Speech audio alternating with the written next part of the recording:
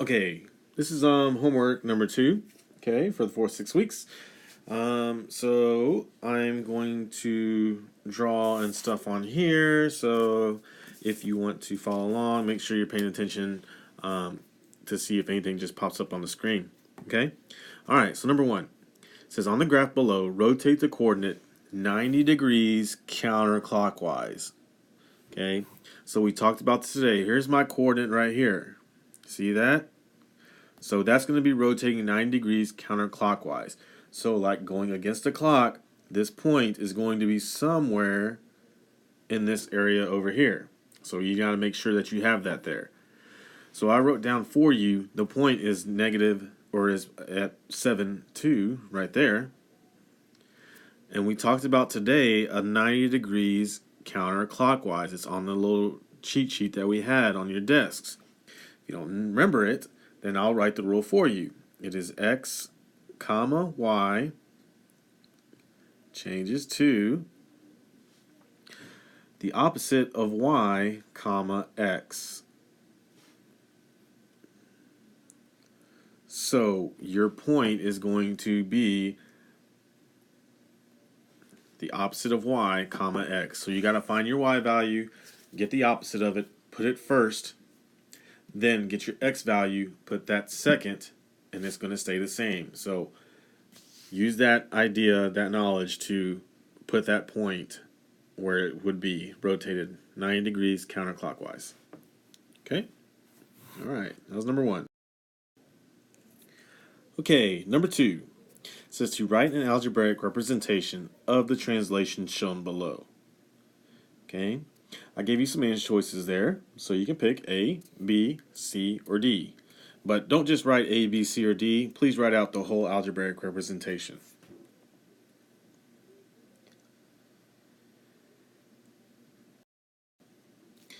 Okay, number 3. Does the mapping below represent a function? All right, so this is just going to be a yes or no question. Does it represent a function? Number 4 says the square root of 42 is between what two whole numbers? So like between 10 and 11, or 12 and 13, or 6 and 7. Okay, so that's what you're going to put. What between what two whole numbers is it? And then also you can get extra credit if you draw a number line and put it on the number line. Okay, so you got to find out what the square root of 42 is. Okay, number 5. Write an algebraic representation of the dilation shown below. Okay, so you have your dilation there. It's going from the small square to the bigger square. All right, so I gave you some answer choices again. Don't just write A, B, C, or D on your paper. Make sure you write the whole algebraic representation out that you think it will be.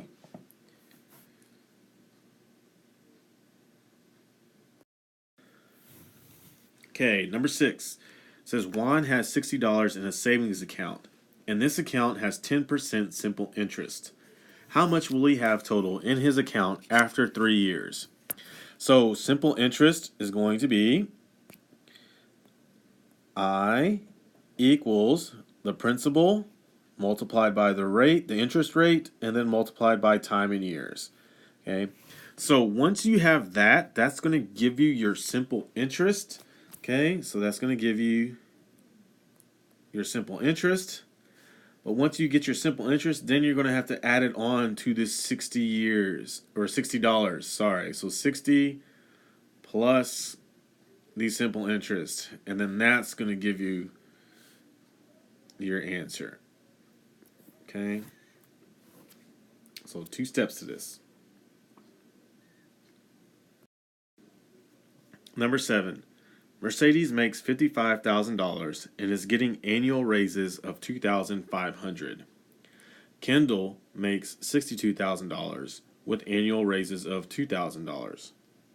How many years Y will it take for Mercedes and Kendall to make the same salary? So we got to make an equation equal to each other. So Mercedes makes $55,000 and is getting raises of $2,500. So we can say $2,500 Y plus 55,000 is equal to Kindle, which makes 2,000 per year, plus 62,000. Okay, so once you have that, then you just got to solve for y, is what we're doing.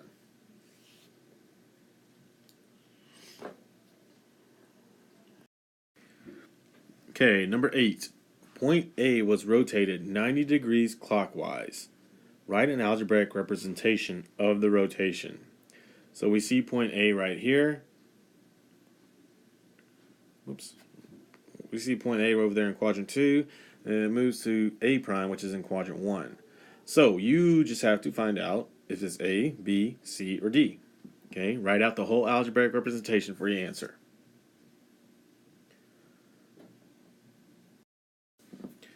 Okay, number 9 says to solve for x using the picture below.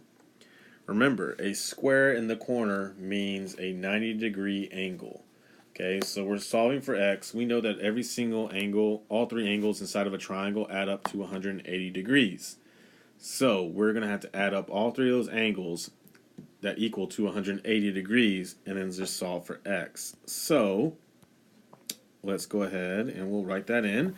So we have 2x plus 1, 2x plus 1, and then we have to add also the 5x plus 5, 5x plus 5, and then that 90-degree angle, that's with the square right there. So plus 90 degrees equals 280.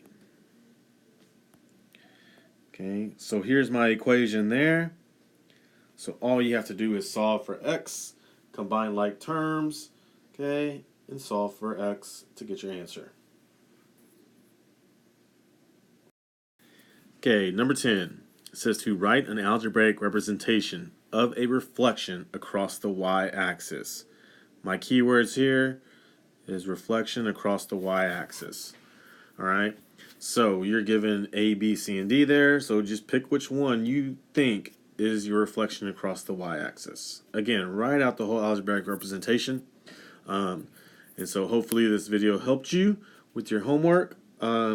It's a good resource to use. As you can tell, I give you some hints, so don't be afraid to use that. And let's get our homework turned in. Let's have a good 4-6 weeks, and let's not get behind on homework, and let's stay ahead. All right. Thank you. Bye.